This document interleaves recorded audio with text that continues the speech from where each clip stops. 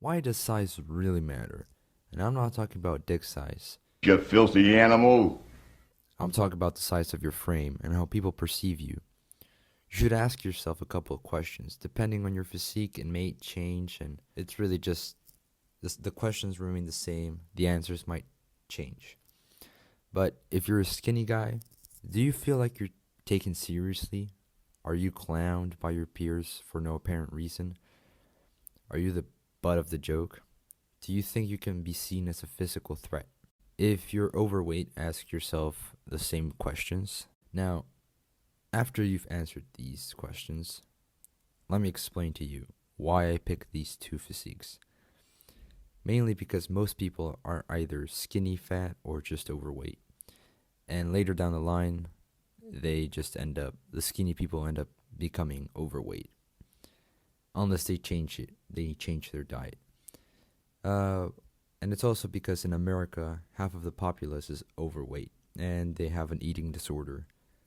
The skinny people don't just remain skinny for the rest of their lives, maybe in Europe, but unless they don't focus on their diet or exercise, they will end up having a dad bod, which is so loved by women across the world. Now, after answering those questions about your physique, after properly divulging how you feel about those answers, let's take a look at a third physique. This guy. This guy has more size in his frame than the other people, and not through means of fat. This guy has muscle. He is much bigger than most people and therefore is respected a lot more. Although it might not be noticed at first, if you really take a look at how people treat him and you compare how they treat other people that are not as big as him, you can tell pretty quickly who is respected and who is seen as, kind of the leader, I guess. Now, some people might think that this is bullshit, and to that, I just want to say, just look at this. Who does this to normal people, to skinny ass motherfuckers or fat people? No one, no fucking woman, no fucking guy ever does this to a regular looking motherfucker. If you're built like Arnold, and people will show their admiration to you one way or another. In other words, unless you are rich, then you need to start pumping some iron because your life will just get so much better. You'll feel so much better and everything will be much better overall. Unless you're like millionaire, rich, you know, then you can not do anything and still succeed. Are you rich as fuck? That's what I thought. Normal people can only achieve respect and character through means of action. So they need to take action in order to be respected. To simplify, when you see a muscular guy, you know that what he had to do. He had to go to the gym, spend hours grinding and grinding away to achieve his fucking physique.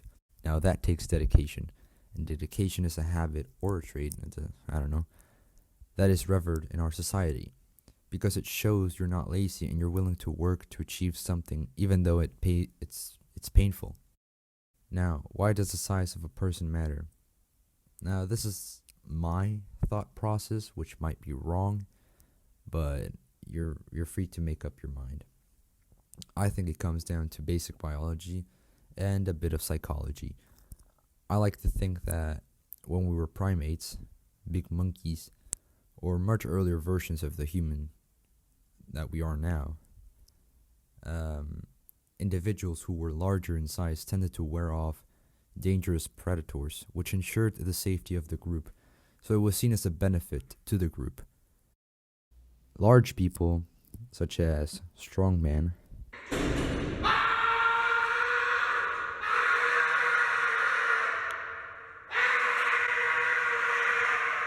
were seen as advantages for the group, and therefore they are seen now as good husband material, I guess, because they can protect the woman and they can defend their families. So, for the case for But in the case of bodybuilders, I think it's much different. Nowadays, it's seen as dedication. So I think the best thing a young person can do is to try and track the amount of calories that you eat in your normal day. So if you normally eat what your mom cooks or your father, doesn't matter, try and calculate how many calories you have. And if you can, try and calculate the amount of protein, fat, and carbohydrates that you eat. That's not so important, but the more protein, the better, you know? And by calculating the amount of calories that you eat and then educating yourself on how many calories you need to maintain your weight and not be on a fucking caloric deficit, by having that knowledge, you can then just add more meals or add more or have bigger proportions of food so that you fill up those calories and you basically just go up in weight. It's not more. It's not like you go up in weight. It's more that you. It's more or less that you have more energy in you, so that you have the ability to grow and fully develop. Because men typically, from the age from 15, stop growing until they're 25.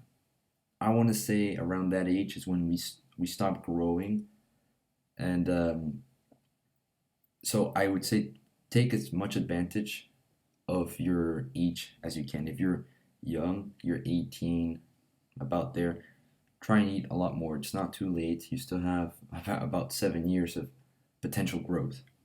So don't worry too much about it and try and eat as much as you can. Do it in a healthy manner. But yeah, it's just as easy as that. Just eat a little bit more and couple that with some weight training, and I assure you, you're gonna grow. And it just takes patience. That's all it takes. And hopefully you enjoy the video, and I'll catch you later.